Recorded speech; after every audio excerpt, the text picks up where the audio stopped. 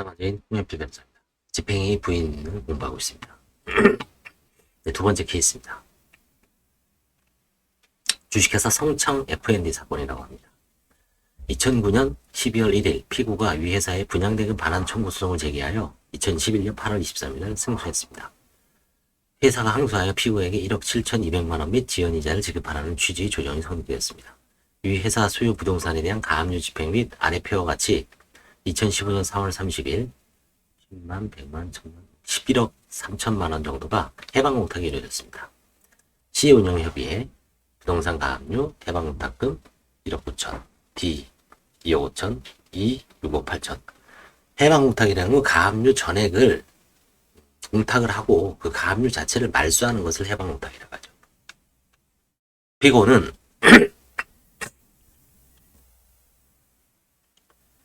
이 공탁금의 주인은 이제 피고가 되는 거죠. 피고는 공탁금 회수 청구권에 대한 압류 및 추심명령 이후 아래 표와 같이 배당 절차가 진행되어 2015년 9월 4일 약 3억 4천만 원을 배당받았습니다. 해방공탁 공탁번호 6751이 첫 번째 거죠. 자체 공탁금 배당 절차 F 배당금 지급일 1월 18일 5억 1천 5,100 총 3억 4,300을 배당을 받았습니다. C, D, E, F, G, H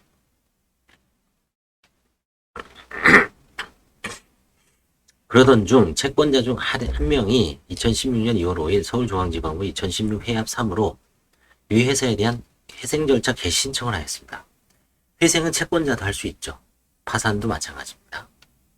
개인회생은 채권자가 못하죠. 개인회생은 채무자만 할 수 있습니다. 근데 법인회생은 채권자도 할 수 있습니다. 법인 파산도 채권자가 할 수 있습니다. 개인 파산도, 파산은 뭐 법인 개인 할 거 없이 채권자가 할 수 있는데 개인 회생은 채권자가 할 수가 없습니다. 채권자 1인이 2016년 2월 5일 중앙지방법원에다가 회생 신청을 한 거예요. 절차 개시 신청이죠. 회생은 이제 절차 개시 신청이라고 하죠. 개인 파산은 파산 신청이라고 하고 개시는 선고죠. 2016년 3월 4일 보전청 결정이 있었습니다. 본 사건은 채권자가 600인을 넘는 사건으로 다수의 채권자들이 이의 및 탄원서를 제출한 바 있다고 합니다. 신문기일도 2회에 걸쳐 열렸고 2016년 4월 5일 포괄적 금지를 명하면서 개시 전 조사 및 보존관리가 이루어졌다. 법원은 2016년 5월 18일 청산가치가 계속기업가치를 추가한다. 계속기업가치, 기업을 계속 유지해서 운영해서 그러니까 파산이죠. 파산할 때보다 많이 돈을 나눠줄 수 있으면 회생이 되는 거고 지금 청산하는 게 앞으로 운영하는 것보다 낫다라고 하면 운영해봐야 돈만 까먹고 있는 재산도 줄어든다면 파산이 낫죠. 그래서 청산가치가 크다면 파산, 계속기업가치가 크다면 회생 이런 식으로 이제 회계적으로 판단을 하는 겁니다. 법원에서는 그런 식으로 이제 조사보고서 나왔겠죠. 청산가치가 계속기업가치를 초과한다는 이유로 개시 신청을 기각하였고 2016년 5월 26일 직권으로 파산을 선고하였습니다. 이후 원고 관제인이 법 395조 및 391조 1에 의하여 피고의 배당금 수령 행위를 부인한다는 취지로 부인을 행사했습니다. 서울회생법원의 판단은 서울회생법원의 판단은 어땠을까요? 편파행위에 대한 고의 부인 주장에 관하여 집행행위를 법 391조 1호에 부인함에 있어서는 집행행위에 채무자의 행위가 개입할 여지가 없고 법 391조와 달리 395조는 행위 주체를 특정하지 않으므로 채무자의 행위와 같이 볼만한 특별한 사정이 있을 것을 요하지 아니한다. 2.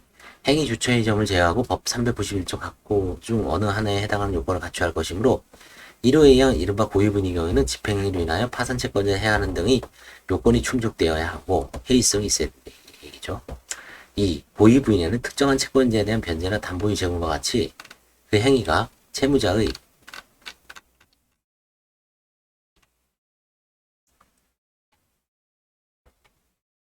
재산관계에 영향을 미쳐 특정한 채권자를 배당해서 유리하게 하고 이로 인하여 파산 채권자 사이 평등한 배당을 저해하는 이른바 편파행위도 포함되는 것이나 3. 집행행위 부인 규정은 행위 주체를 제한하지 아니하고 집행행위 성격상 채무자의 행위가 개입할 여지가 없으므로 채무자의 편파 변제 의사 존부는 부인 요건에 영향이 없다. 라고 합니다.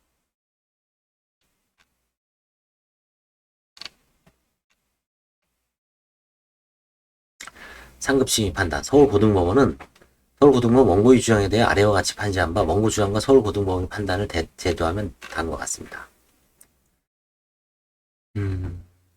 그래서 여기 보면 피고의 배당금 수령에는 편파행위로서 395조, 391조 1호 고유 부인에 해당한다. 집행행위한 것인 때는 채무자의 행위와 같이 불만한 특별한 사정이 있을 것을 요하지 아니하며 집행행위로 인해 파산 채권을 해야 하는 등 객관적 요건이 충족되면 부인할 수 있다. 이게 서울해상법원이고 서울고등법원은 집행행위 부인의 경우 고의 부인이 인정되기 위해서는 사회이사를 가지고 집행을 적극적으로 유도하는 등의 특별한 필요가 있다. 근거. 파산 채무자가 이미 변제한 경우에는 사회이사를 입증하여야 하나 집행권을 가진 채권자가 집행 절차에서 변제받은 경우에는 채무자의 사회이사 존부와 관계없이 부인된다는 것은 부당하다. 지급정지 등 위기 시에 강제 집행을 한 경우에는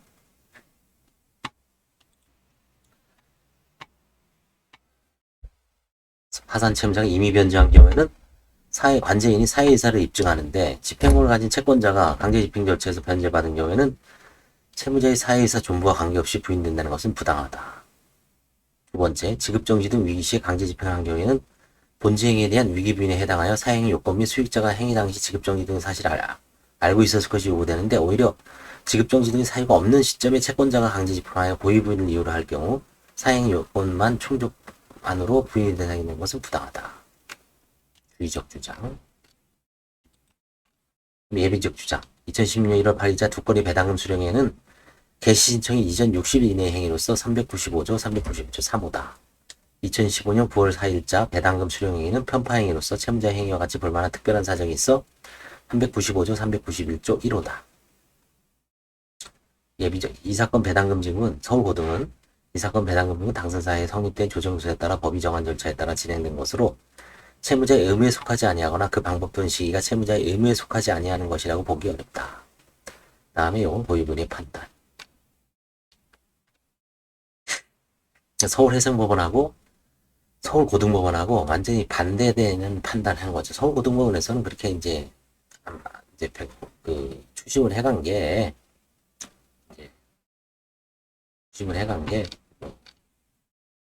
부인될 수 있다. 근데 고등법원에서는 다른 사건에서는 사회이사를 했는데 여기서는 사회이사 없이 그냥 부인 요건만 해당되면 부당하다. 그렇죠?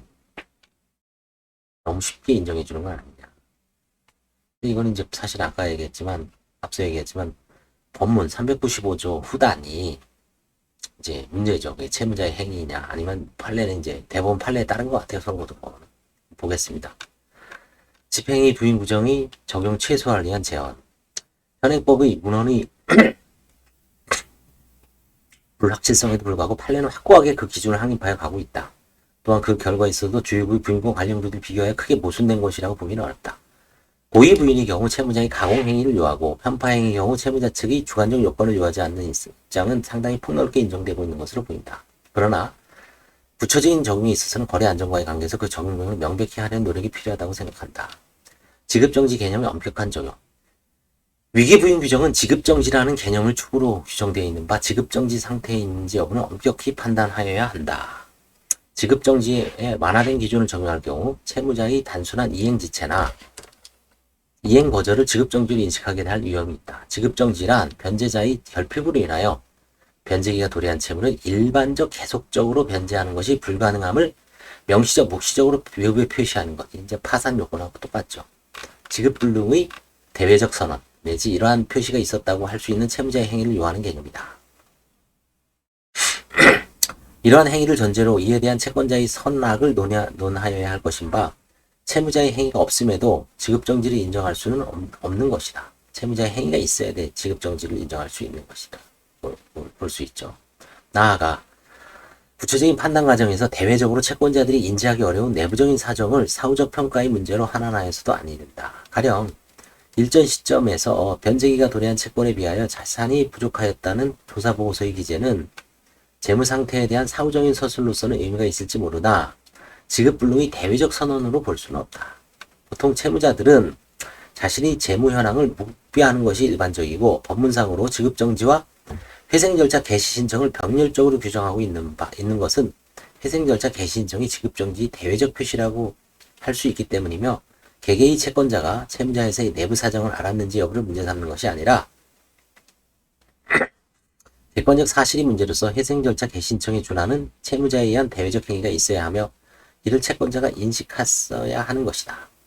법문 회생절차 개시 신청 이외에 지급정지에 관하여 판시한 사항들을 살펴보면 채무자의 단순한 내심 의사를 넘어 대외적으로 인지 가능한 표지를 요구하고 있는 것으로 판단된다. 판례를 보겠습니다. 주거래은행이 당해 기업을 부실징후기업으로 판단하여 부도유예협약 대상 기업으로 결정한 사실만으로 지급정지 상태에 있었다고 할 수 없다. 부도유예 대상 기업으로 결정한 것만으로 지급정지 상태는 아니라고 하는 게 대법원 판례입니다.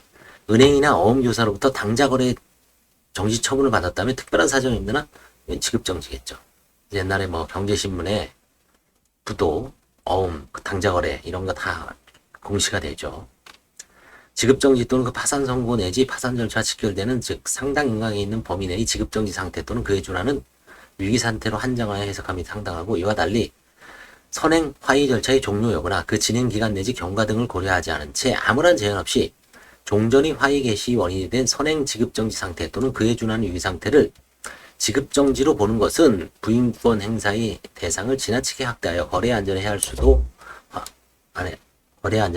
있고 화의 인가 결정이 확정으로 종료되고 약 5년이 경과한 후 정당한 사유 없이 화의 조건의 이행을 해태하고 있고 장래에도 화의 조건의 이행을 이사하는 능력이 없다고 인정하여 직권으로 화의 취소 결정을 하고 파산 선고한 이 사건에서는 화의 취소 결정을 지급정지로 봄이 상당하다.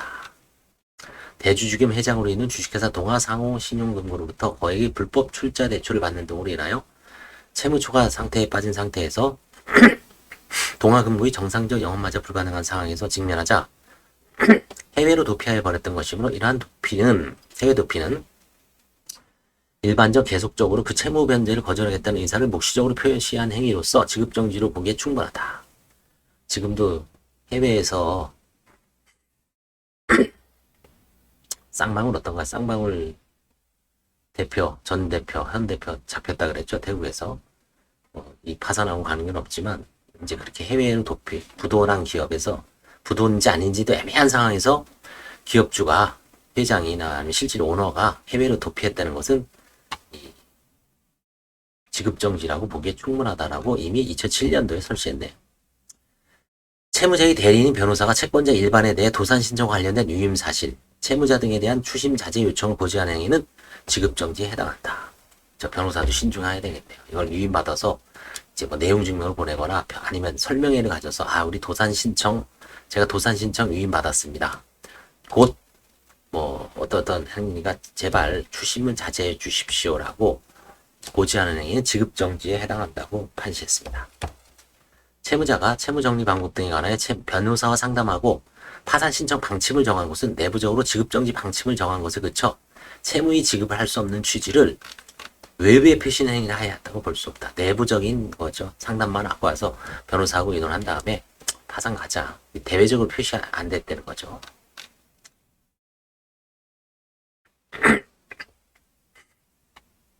이건 생략하겠습니다. 이건 1분 판례네. 한번 볼까요? 채무자에서는 관련 회사의 파산 등으로는 2011년 말부터 신용불안을 일으켜 2012년 8월까지 주요 금융기관으로부터 자금 조달이 곤란해져 같은 해 9월 10일에는 약 2천만 원을 지불하기 위해 최후수단으로서 은행에 하움 할인을 신청했지만 거절당했고요. 결제장을 마련하지 못한 것으로 같은 날에 객관적 지급불능, 즉 지불 능력이 결여되어 일반적이고 지속적으로 채무의 지급을 할 수 없는 상태에 빠져 있던 것으로 인정됐다. 그리고 같은 날 지급일이 도래한 채무에 대한 변제를 지연시키면 거래처 및 금융기관과의 거래정지로 영업이 어려워질 것이므로 충분히 예상되고 있었다. 이러한 상황에서 상대방에게 지급일이 도래한 채무의 변제를 하지 아니한 것이다. 덧붙여 본건에 대해서 당대방 담당자의 문의에 대해 채무자회사 대표자가 스스로 도산 예정임을 알렸다는 것이다. 이상의 경우에 비추어 보면 늦어도 채무자회사 대표자에 의한 도산 예정 고지 시점에서 외부의 지급불능의 취지를 표시한 것이다. 즉 채무자 회사는 2012년 9월 10일 시점에서 지불정지에 이른 것이다. 요 이제 거부당한 거죠. 위 마지막 일본 판례와 유사한 판시가 있는 바 아래와 같다. 이건 이제 우리나라 판례인 것 같아요. 이미 변제 자리 결핍 상태에 있는 채무자는 특정 채권자의 관계에서 변제기에 있는 채무를 변제할 수 없다는 것을 표시하는 것만으로도 다른 채권자들에 대한 채무 또한 일반적 계속적으로 변제할 수 없음을 의미하는 것을 볼 수 있고, 법은 지급 정지 후의 행위를 대상으로 하는 부인 요건으로 기록하고, 거래 개의 일반에 대한 공시적 기능을 갖는 행위가 없었더라도 채권자에게 불충의 손해가 있다고 보기 어려운 점을 비추어 지급 정지에 공시적 기능을 갖는 대외적인 표시가 필요하다고 볼 수는 없다. 따라서 시고의 지급 거절로 인하여 피고의 지급 정지 또는 내부적 표시라는 요건을 충족하였고 지급 정지를 알았다고 보면 상당하다. 결국은 특정 채권자의 관계에서 딱 갚을 수 없다, 못 줘, 이런 거는 이제 결국은 지급 정지란 얘기죠. 위 판시는 이미 변제 자력이 결핍 상태에 있을 것, 특정 채권자에 대한 변제기에 있는 채무를 변제할 수 없다는 것을 표시할 것이라는 요건을 갖춘 경우에 다른 모든 채권자에 대한 관계에서 지급 정지의 대외적 징표를 갖추는 결과가 된다고 합니다. 이러한 논리에 따르면 주거래은행의 당해기업을 부실징역으로 판단하여 부도유예 협약 대상 기업을 결정한 사실을 지급정지 사유가 아니라고 할 수 없고, 은행이나 어음교환소로부터 당좌거래 정지 처분을 받기 이전에 이미 모든 거래 채권자에 대한 관계에서 지급정지 요건을 충족하는 결과가 될 것이다. 위 대법원의 판시들은 가급적 지급정지 범위를 좁게 보고자 하는 것인데 오직 원고에 대하여만 지급을 거절함으로써 다른 모든 채권자들에 대한 지급정지 요건을 충족하게 된다는 것은 과도한 것이 아닌가 싶다. 나아가 부인 대상으로 삼은 채권자를 특정한 후 그 채권자에 대해 지급을 거절하고 추후 103조나 104조와 관련된 부인권 행사할 경우 지급정지 요건은 물론 이에 대한 인식도 사전에 충족시킨 결과를 초래하게 된다. 위 피고는 회생시정 계획을 철저히 묵비하고 있었고 원고가 알 방법도 없었으며 알았거나 알 수 있었다고 볼 증거도 없는 사안에서 실질적인 사안의 지배자인 피고는 지급의 정지를 외부에 표시하는 수단으로 지급의 거절을 선택할 수도 있겠으나 선의 원고나 객관적인 제3자가 보기에 단순한 지급의 거절일 뿐 피고의 자력의 결핍으로 채무를 변제할 수 없다는 의미인 지급의 정지를 외부로 표시했다고 할 수는 없을 것이다. 집행행위에서 사적 집행 배제. 집행행위란 집행권원이나 담보권의 실행에 의한 채권의 만족적 실현을 직접적인 목적으로 하는 행위로 정의하며 별다른 의미가 없습니다. 다만 집행기간에 의하는지 여부는 우연한 사정에 따라 부인이 대상이 되는지 여부가 달라져서는 안 될 것이므로, 예를 들어 질권자가 직접 질물을 매각하거나 스스로 취득하여 피담보 채권에 충당한 등의 행위에 대해서도 집행행위 경우를 유추하는 것이 판례이고 대다수의 견해가 이에 찬동한다. 그러나 후단이 적용되는 상황은 집행이 실제법상 효과를 채권자로부터 탈취하는 것인 점에 비춰 거래 안전에 대한 배려가 필요하거든요. 부인권은 민법상의 사행의 취소권에 비하여 거래 안전에 미치는 효과가 크고 후단은 그 중에서도 예외에 해당하는 규정이므로 확장 및 유추에는 그 자체로 한계가 존재하죠. 예외 규정설이라고 했죠. 우연한 사정은 집행기간이 의하는지 여부가 아니라 채무자가 파산자를 취하느냐 회생 절차 취하느냐의 문제로부터 파생된 것이죠. 파산 절차라면 질권을 보유한 채권자는 별채권자로서 보호받게 될 것이다. 종합하면 후단은 집행기간의 행위로 한정해야 할 것이다. 고의 부인에서 편파 행위를 해야방시킬 필요성이 있다. 본래 위기 부인은 사행위 취소의 대상이 될 수 없는 편파 행위 중 일부를 형식적 위기 시기가 결부되는 한도 내에서 정책적으로 부인 대상으로 삼고자 하는 것이라고 합니다. 편파 행위를 부인 대상으로 하자면 편파 행위는 본질적으로 사행위가 아니라는 점에 부인 대상이 되는 행위 범위를 명백히 하는 동시에 가급적 그 범위를 좁혀야 한다. 위기 부인에 관한 규정은 편파 행위 중 특정 채권자의 우선 만족의 이익보다는 채권자의 일반의 이익이 보다 중요하다는 판단하에 지급정지 등 위기 시기 이후에 행해진 편파 행위만을 대상으로 삼고 있고, 채무자의 편파 의사를 요하지 않는 등 편파 행위 상대방 채권자와 채권자의 일반의 이익이 균형점을 표현한 것이다. 그럼에도 편파 행위도 고의 부인이 대상이 될 수 있다는 것은 편파 의사를 부가적인 요건으로 하더라도 부인 대상이 지나친 확정을 가져오는 것이며 고의 부인에 관한 문헌이 가능한 범위를 넘는 것이다.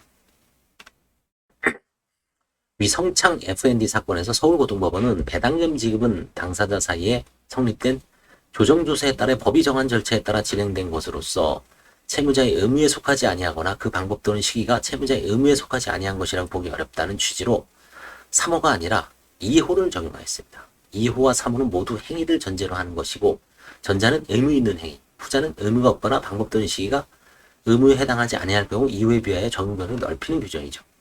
위기부인과 관련하여 지급정지 등의 사실이 발생함으로써 채무자의 재산 상황 악화가 결정적 단계에 이른 이상 재산을 유지해야 할 채무자의 책임도 주관적인 인식을 떠나 객관화되는 것이므로 사회이사를 요하지 않는 것이라고 설명하는 바, 이는 채무자가 행위 주체가 아니라 집행이 객체가 되는 경우에 관한 설명은 부족하고, 유기부인 규정은 의무의 종부에 따라 분류되는 것이지 법이 정한 절차에 따라 진행되는지에 따른 분류가 아니라는 점에서 채권자의 배당금 수령 행위 등을 비본지 행위로 구성하지 못할 바는 아니라고 생각한다. 다만 후단의 적용을 가급적 제한한다는 관점에서 보면 본지 부인 규정을 적용하는 입장은 충분히 수긍할 수 있다. 성창 FND 사건에서 서울고등법원은 지급정지 등의 사유가 없는 시점에 채권자가 강제 집행을 하여 고의 부인을 이유로 할 경우 사행의 요건 충족만으로 부인의 대상이 된다는 부당한 결과가 이른다고 설시한 바, 이 판지는 기본적으로 타당하다. 다만 이를 좀 더 세분화해 검토해본다. 우선 지급정지 등 형식적 유익에 관한 사정이 없다면 유기부인 규정은 적용이 없고, 이와 결합한 후단 부인의 문제도 발생하지 않는다. 고의 부인 중 사행의 부인을 원용하자면 형식적 유기 시기 이전에 실질적 유기가 발생했음을 입증한다는 전제하에 채권자의 집행행위에 채무자가 가공하여야 한다. 채무자의 가공이 없는 이상 채권자의 집행을 통한 만족은 부인될 수 없다. 완결된 집행으로서 달리 포착되는 채무자의 행위도 없었고, 배당 및 변제 등 법정 절차로 처리된 사안에 관하여 부인의 문제는 없다고 할 수 있다. 고의 부인에서 편파행위를 제거해야 한다는 발표자의 논지라면 채권자의 만족을 편파행위로서 후단에 의거 부인할 수는 없을 것이다. 고의 부인의 편파행위를 포함하더라도 고의 부인 이상 채무자 측의 가공행위를 불필요하다고 할 수는 없을 것이다. 결론적으로 지급정지 등의 사유가 없는 시점에 채권자가 강제 집행을 통해 만족을 얻고 이후에 도산 절차 개시 신청 등의 사정이 발생한 사안이라면 실질적 위기 상태에 있었다는 점과 채무자의 가공이 있었다는 사정이 없는 이상 부인 대상은 없다고 할 것이다. 이게 이제 가장 중요한 결론이죠. 거래의 안전, 그렇죠? 또 조화로운 해석.